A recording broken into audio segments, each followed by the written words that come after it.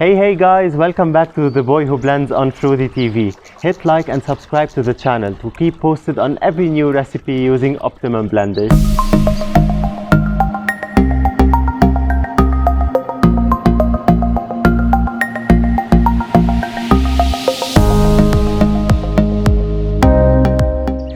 Vortex blenders, cold pressed juicers, home cooking appliances and more from Optimum to make your kitchen experience glow. Using the Beast blender, the one that is capable of crushing ice with ease, today I'm going to prepare the all Lebanese hummus dip. In addition, a delicious garlic paste. First of all, who is not a hummus fan? Literally no one. And it's so easy to prepare at home from A to Z. First of all, I have soaked some chickpeas overnight and have brought them to boil in the morning until they are well cooked, adding a teaspoon of baking soda to the water while boiling to break down the pectin of the chickpeas, and so the shells would easily come out. Be careful, you should discard as much shells as you can to get a better smooth texture to your ready-to-eat hummus. If you're thinking that's a lot, you can easily just open chickpeas cans to save time. Now I can simply add the chickpeas to the G2.6 and press the grind button to get a really thick paste of that.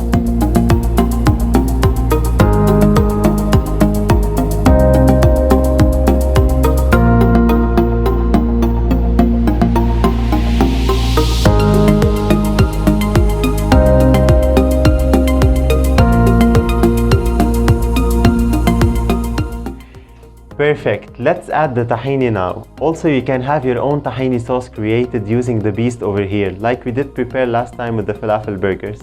Add some lemon juice. The delicious aftertaste comes when we add 1 or 2 cloves of garlic and also some salt.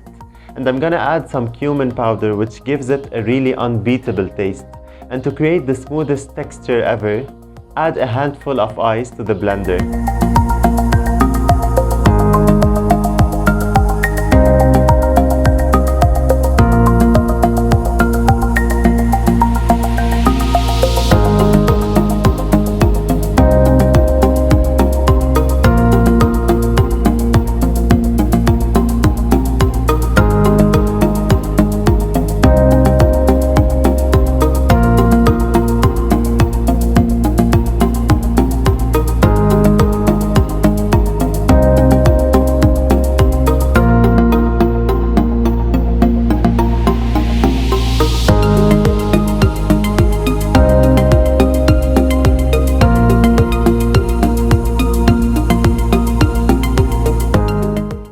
Now that we have created the best hummus dip ever, it's time for the garlic paste. I'm gonna give you some tips about how to prepare the dip within a few minutes.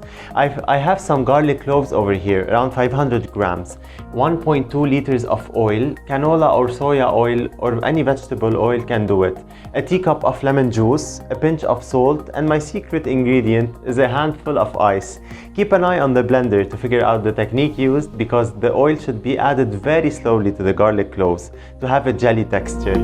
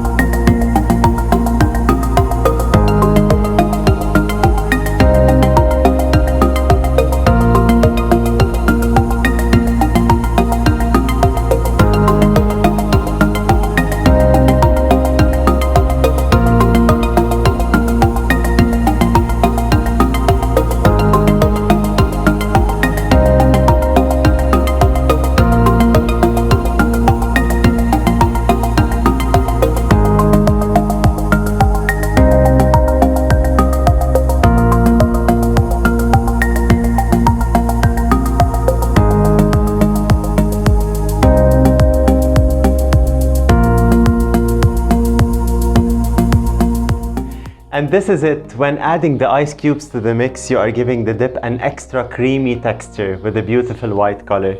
Now you can have your chips prepared and dig in your dips. Cheers guys, keep on blending and see you in the next videos.